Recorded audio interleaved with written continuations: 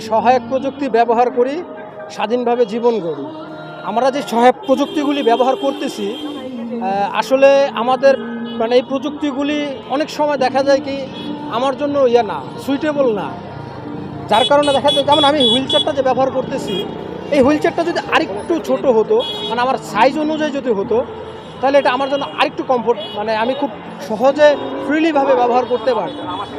এই জন্য যে আমাদের প্রযুক্তিগুলি যাতে আমরা যাতে ভালোভাবে ব্যবহার করতে পারি, স্বাধীনভাবে ব্যবহার করতে পারি, এটাই আমাদের মূল প্রতিপাদ্য বিষয়। প্রতিবন্ধী দিবস উপলক্ষে সরকারের কাছে আপনাদের কোনো দাবি আছে কি? অবশ্যই দাবি আছে। আমাদের প্রথম দাবিটা হচ্ছে যে আমাদের যদি একটু ভাতাটা বৃদ্ধি করা হয়, এবং আমাদের দ্বিতীয়টা হচ্ছে আমাদের মতো বহুত প্রতিবন্ধী ব্যক্তি আছে যারা এখনও ঘরে বসে আছে, সামান্য কিছু একটা চেয়ার কেনার সামর্থ্য তাদের নেই। এবং আপনাদের মাধ্যমে আমি জোর দাবি জানাবো সরকার যেন সমাজ কল্যাণ মন্ত্রণালয়ের মাধ্যমে, কারণ তাদের কাছে কিন্তু ডাটা আছে, তারা চাইলে ইচ্ছা করলে যার এই সহায়ক প্রযুক্তিটা প্রয়োজন তাকে প্রোভাইড করতে পারে।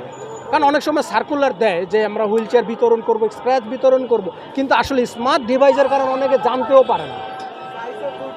কিন্তু সমাজ কল্যাণ মন্ত্রণালয়ের কাছে, সমাজসেবা অধিদপ্তরের কাছে ডাটাটা আছে যে আমাদের এই এলাকায় কয়জন প্রতিবন্ধী ব্যক্তি আছে, হয়তোবা তার কোনো প্রয়োজন আছে কিনা। এবং এমনও আছে যখন আমরা ফর্ম ফিল আপ করতে যাই যে আমার সহায়ক প্রযুক্তি কোনটা প্রয়োজন, টিপ ঠিকই দেওয়া হয় কিন্তু আসলে দেওয়া হয় না। আমাদের যদি এই সমস্যা দূর করতে হয় তাহলে প্রথমত দরকার হচ্ছে আমাদের একটা মন্ত্রণালয়, কারণ আমাদের কথা বলার কোনো জায়গা নেই। আমরা সমাজসেবার মাধ্যমে আমরা কথা বলতে হয় আমাদের।